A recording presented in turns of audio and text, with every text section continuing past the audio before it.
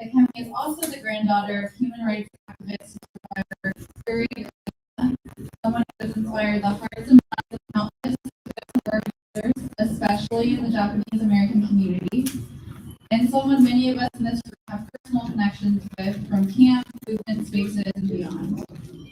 In passing it on, a memoir by Yuri Kochiyama, Akemi describes quite literally in movement spaces, playing all of the many roles that demands, and how it shaped her into the person that she is today. And as we heard during today's moving presentation, titled From the Roman War to Tulsa, Why Japanese Americans Are Supporting Black Reparations, Akemi has continued to build on her grandmother's legacy as an activist, a change maker, and community culture in her own right. Akemi is the co-director of the Yuri Kochiyama Solidarity Project, which works to build and strengthen radical solidarities across Black, Indigenous, and other communities of color, both domestically and internationally. And with that, I will hand it to our incredible keynote speaker.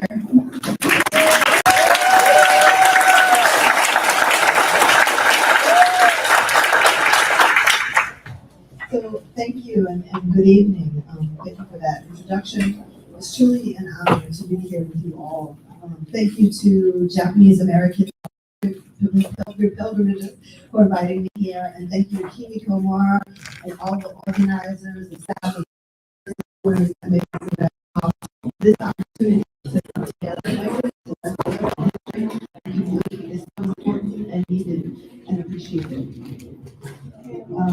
So I'm Akemi Kochiyama. I'm the co-director of the Yuri Kochiyama Solidarity Project. I'm a Yonsei, and the second of Yuri and Bill Kochiyama's 8 grandchildren. My grandma Yuri, who's here in this picture, formerly known as Mary Yuriko Nakahara before she got married, was an Issei from San Pedro, California, and was incarcerated here with her family at the Jerome concentration camp. My grandfather, Bill Kochiyama, was an Issei who grew up in New York City and was incarcerated at Topaz before he joined the 442nd Regimental Combat Team and deployed to Europe. This is the first time I've ever participated in a Japanese American concentration camp. I'm deeply humbled to be here and grateful for the opportunity to be in community with so many descendants of citizens incarcerated at the Jerome and Broward camps. I'm also really excited to be here with my own kids and my niece so they can learn and understand more about their grandparents' experience. Together, we all share the collective memory of this experience and a deep connection to each other and to this place.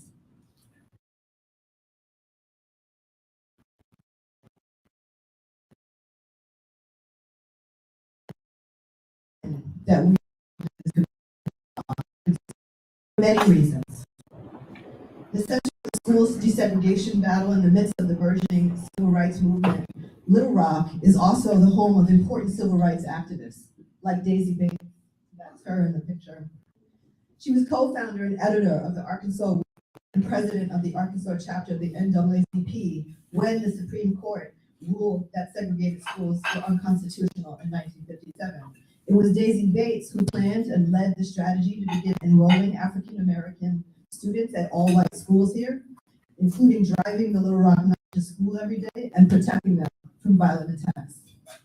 It was also Daisy Bates who my grandparents would always acknowledge as the very first civil rights activist they actually met, and the person who really inspired them to get involved. Their chance meeting with Mrs. Bates in the home of a neighbor would prove to be a pivotal moment for my family's lifelong engagement with activism and organizing for social justice. So being here now for this pilgrimage, one of the birthplaces of the civil rights movement and the hometown of Daisy, was especially meaningful for me personally. And in many ways, it brings my grandmother's life as an activist full circle to where the seed of understanding of injustice as a person of color in America began. Before I go any further, I just want to show a short clip to bring my grandparents, Bill and Yuri, into the room.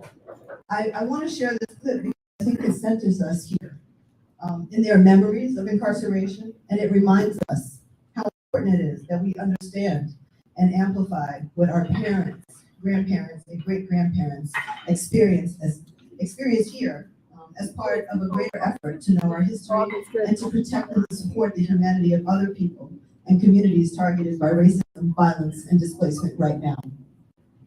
So let me introduce the clip. In the late 1980s, Japanese-American filmmaker Renee Tajima Pena, she traveled with my grandparents to Mississippi and Arkansas. She documented part of that in her film, My America, Honk If You Love Buddha. I hope some people have seen that film. And I just want to show a short clip from this film now.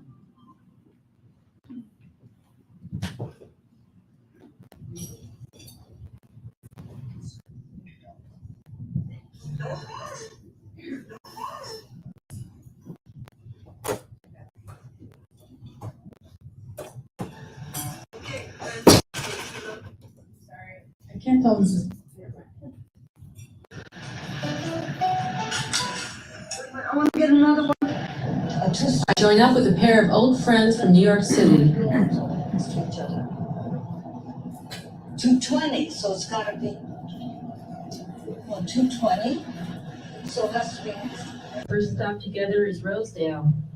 Their oldest son, Billy, came here as a freedom rider in 1964. I never met Billy, but I know he died young.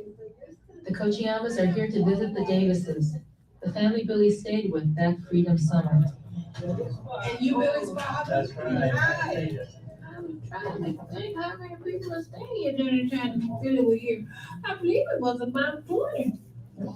They were all staying right here? Yeah. Stay right here. Oh my God. Wow. Up here, right up from the bank, it was a restaurant. Blacks weren't allowed in at all. And Billy used to go up there and sit down every day in front of the restaurant. Every day, they never did favor.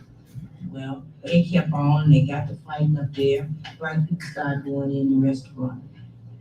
And I guess that's about the biggest major thing at that particular time, because everybody thought it was very impossible to get them to let black people in there. This visit to Mississippi is like a homecoming in more ways than one. Bill and Yuri's romance began right here at Camp Shelby in the middle of World War II. Tell me when you first met.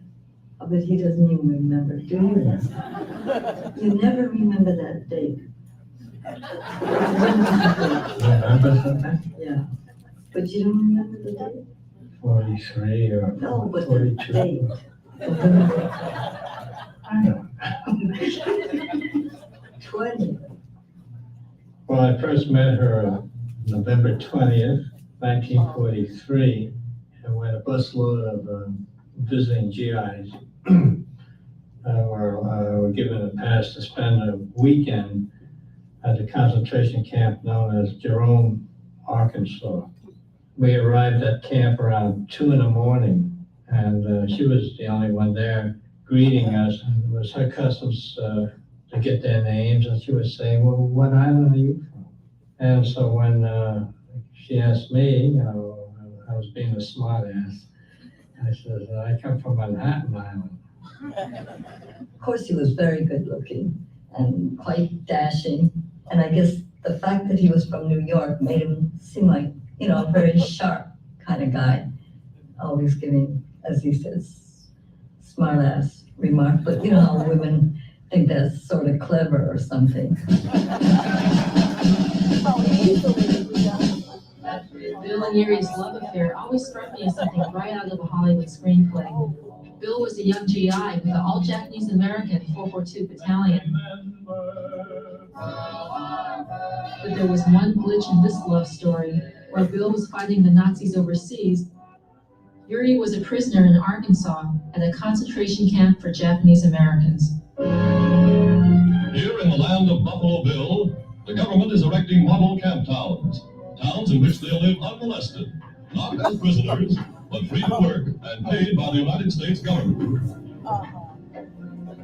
Bathtubs. Yes, all the comforts of home. The Japanese in America are finding Uncle Sam a loyal master despite the war. Wait a minute, yeah, that's all that's left, David? Where was the camp? Wait a minute, what's all that empty space? Is that the camp? I taken a bulldozer and buried this thing. And buried what thing? The camp. Oh, you did it? Oh, yeah. Oh, you bulldozed the whole campus? Yes, buried. Very well. Buried city. See, this was blocks. You remember well the streets, you know. Yeah, There was 10,000 y'all here. Right. Now, look at here. Y'all weren't prisoners of war. Well, we were so. You was interned for your protection, they claimed, you know. We came, I came and We went. considered ourselves prisoners of war, but wait a minute, wait. What I want to know I is. thought they had it.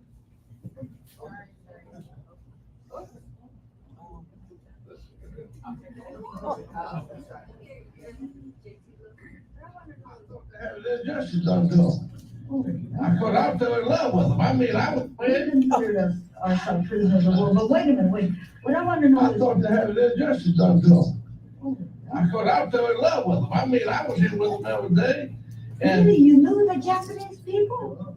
I was in here with them. Wait, can I get a shot of the, put your head up more, 'cause I can't. What's his name again? John Ernest. John Ernest Arlington, with no piece of it, just a piece of it. I wouldn't have one. How did the people around Jerome feel about the Japanese coming here? Well, all those people that was here dead and gone.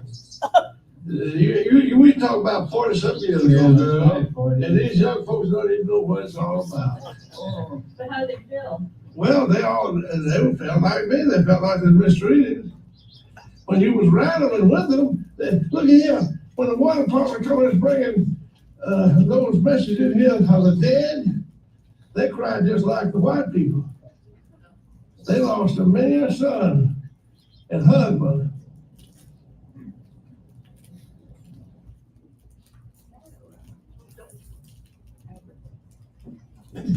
So I really wanted to show this clip because I think it helps to demonstrate the nuances of experience and memory and place, and this place in particular. And while it evokes the pain and loss of the Japanese American incarceration experience during World War II, it also shines a light on and opens a window to our innate humanity and the impact and power and beauty of our capacity for empathy as humans, no matter what side we're on. Although my grandparents would not fully comprehend the racist implications of Executive Order 9066 until many years later, their experiences during the war, including encountering Jim Crow for the first time in Mississippi, significantly impacted a new sense of themselves as people of color in America, as they began to build family and community in post-World War II New York City. Immediately after the war ended, my grandparents returned to New York City, which was my grandpa Bill's hometown. They embarked on married life, dreaming of starting a family and a home of their own. But they soon discovered that my grandpa Bill's status as a decorated veteran of the war did not entitle him to the same rights of the GI Bill as white veterans. Instead of receiving a low-interest mortgage for a house in the suburbs, my grandparents' only affordable option coming out of the war was low-income housing in the city. After spending the first few years of their marriage in public housing in Midtown Manhattan, in 1960, Bill and Yuri moved with their 6 children to the Manhattanville Houses, a predominantly Black and Latinx low-income housing project located in Harlem. At the time, my grandparents' resources were so limited that they couldn't afford to rent a moving vehicle. So they transported their family's belongings from the Amsterdam projects on West 65th Street to the Manhattanville houses on West 126th Street via subway during a snowstorm in the middle of winter. It took numerous subway trips back and forth to complete the move, and even the youngest of their 6 children, my Uncle Tommy, carried something. He was 2 years old, and he even had to carry something on each of those trips. So soon after arriving in Harlem, Yuri and Bill became active members of the Harlem Parents Committee.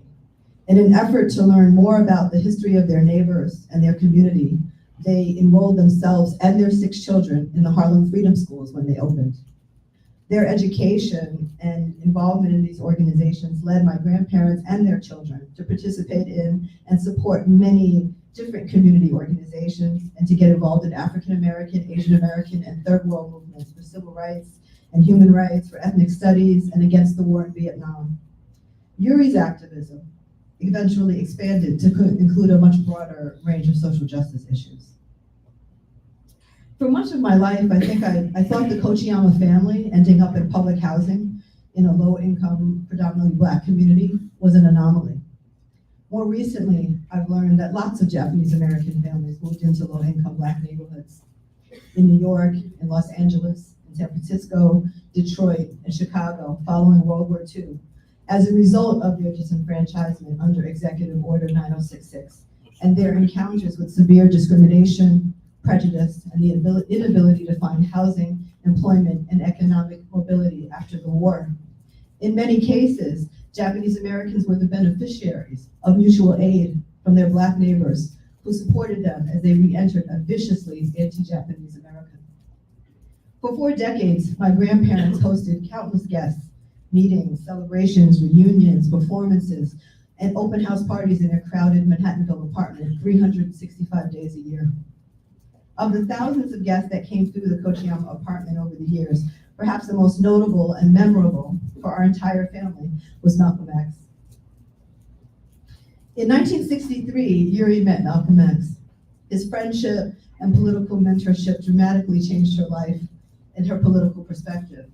Soon after meeting him, she joined his group, the Organization for Afro-American Unity, to attend his liberation school and to work for racial and human rights.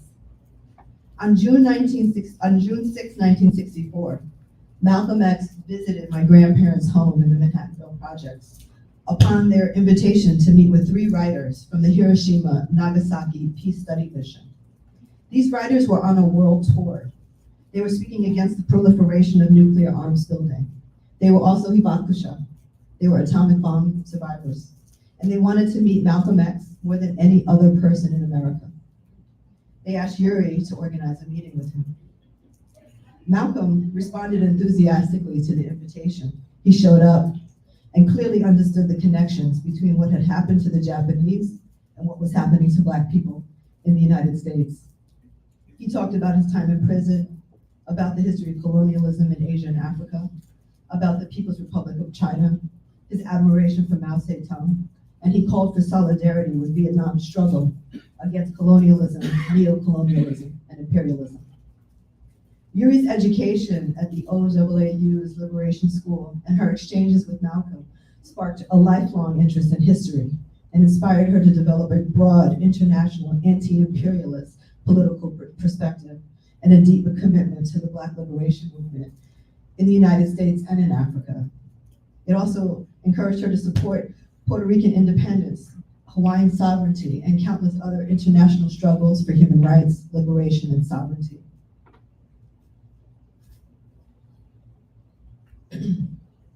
My priority would be to fight against polarization because this whole society is so polarized.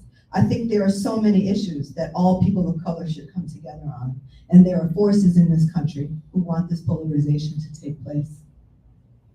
Inspired to fight against polarization over the course of more than 50 years, Yuri supported and collaborated with a wide range of activists, movements, communities. She worked with Asian American, Latinx, and Native American organizations for racial justice, and participated in international movements against war and in support of peace, self-determination, reparations, and human rights for all oppressed people.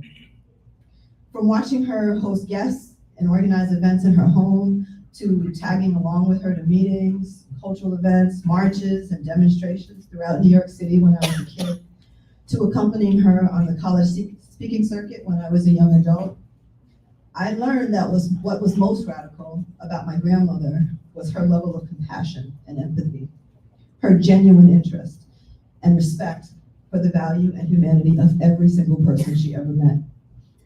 I know that a big part of her boundless capacity for empathy, her passion for justice, and belief in the strength of everyday people, it started here in the camps, watching her mother and the elders around her pull together the shattered pieces of their lives and community to make a viable, dignified life for their children and families. My grandparents' commitment to providing hospitality to people and supporting movements for civil and human rights was powerfully informed by the humbling, painful, traumatizing experience of loss and displacement during the war. For Yuri, it sparked an indefatigable passion for justice and lifelong dedication to working in solidarity with all kinds of people and to making sure that what happened to innocent Japanese American citizens and families during World War II does not happen again to anyone.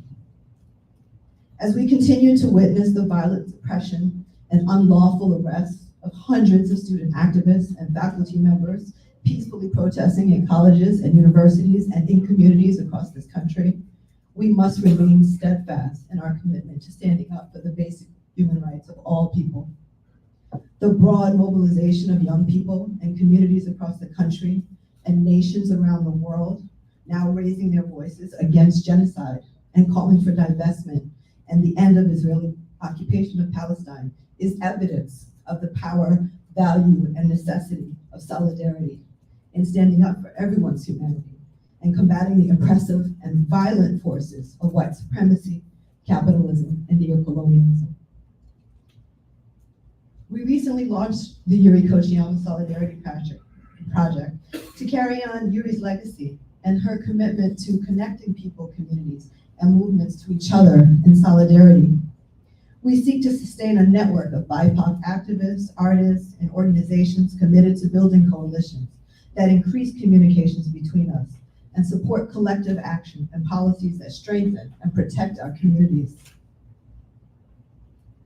I want to take a moment to acknowledge and recognize the many Japanese American activists, folks like Mia Iwataki, who's in the room, and Don Tamaki, and Suya Yi, and Mike Ishii, and the organizations that have been on the front lines of this solidarity work for a long time, as well as those that have been formed more recently. From Sudu for Solidarity, who are advocating for the rights of immigrant families in detention at the borders, to the National Nikkei Reparations Coalition and their work in collaboration with and support of reparations for Black people, to the many Japanese American organizations like J-Town Action, standing up against the violent displacement and dispossession of poor and vulnerable people from downtown Los Angeles to Palestine. It is exciting to see the connections and community building that's already happening. I encourage you all to learn more about and engage with these organizations and movements and get involved. In closing, I want to say that as the descendants of Japanese American citizens, still processing and in many cases still learning about what our parents and grandparents and great-grandparents experienced during the war, we have a moral obligation to stand up in solidarity, to condemn violence and racism, and to stop the dehumanization of people whenever and wherever it is taking place. As a community who experience and understand the trauma of displacement and dispossession, we have a responsibility to support and lift up the humanity of the most vulnerable people, families, and innocent citizens, most impacted by racism, violence, and the capitalist exploitation of people, land, and labor, from Tulsa to the Congo to Palestine. Japanese American Memorial Pilgrimages was founded in great part to help heal the fractures and loss of history and community our families experienced during World War II by coming together with and to learn about each other.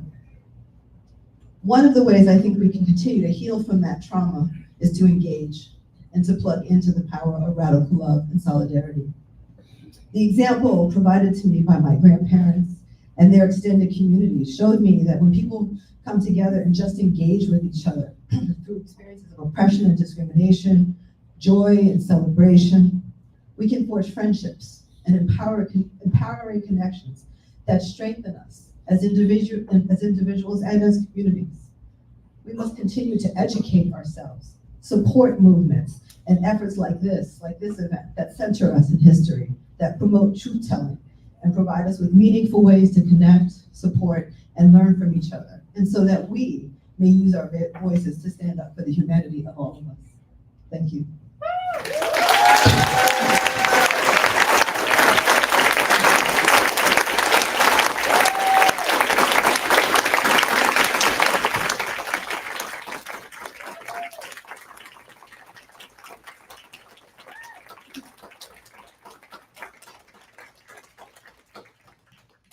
So just before I conclude, that concludes my remarks, but I just want to introduce my niece, Kai Williams, who's also here, who's one of Yuri's great-grandchildren.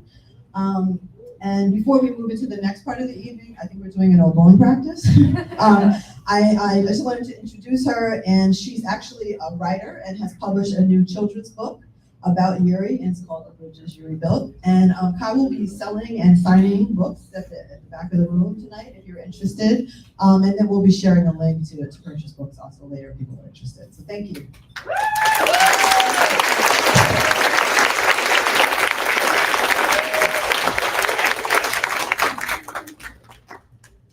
That was so beautiful.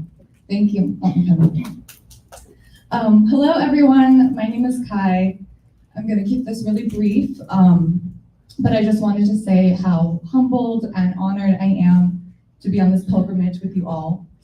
Over the past 4 years that I've worked to tell my great-grandmother Yuri's story, I felt this really clear sense of responsibility to document not just what she accomplished and achieved, and not just who she was, but also how she became that person, and how she changed from someone who grew up very ignorant of and naive about how racism functioned in society, changed from a person who was ignorant to a radical, anti-racist, anti-imperialist freedom fighter. And as I did this research, it became very important for me to focus on the experiences and the interactions that transformed her consciousness. And it became more and more evident as I told her story that the time she spent incarcerated with her family at Jerome Rower camps was an enormous turning point for her.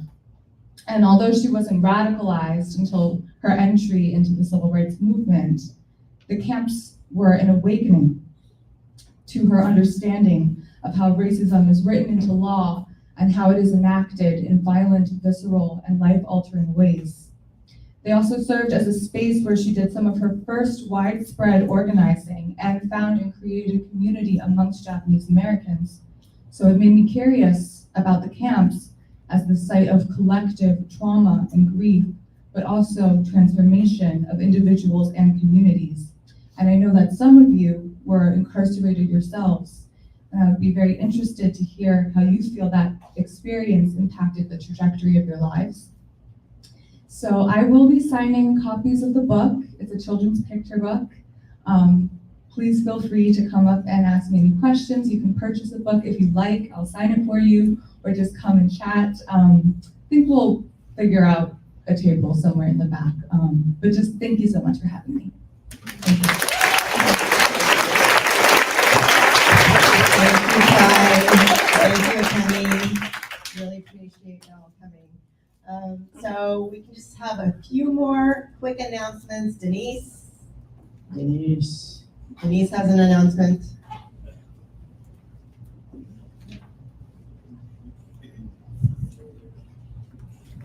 Okay, really quick. Can Roy Matsuzaki please stand up? Let's see that.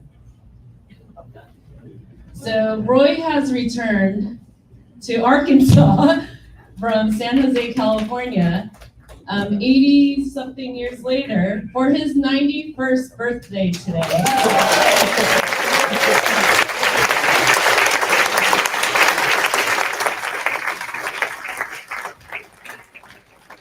So, Dad, this is the biggest birthday that you ever wanted. I know you didn't get to celebrate 80 so years ago, but here everybody is to sing happy birthday to you, please. Okay, I can't sing.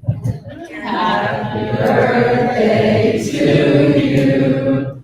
Happy birthday to you. Happy birthday, dear Roy.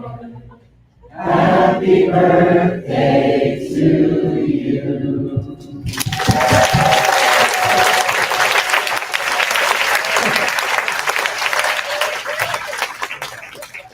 Thank you, everybody, coming to Roy's 91st birthday party.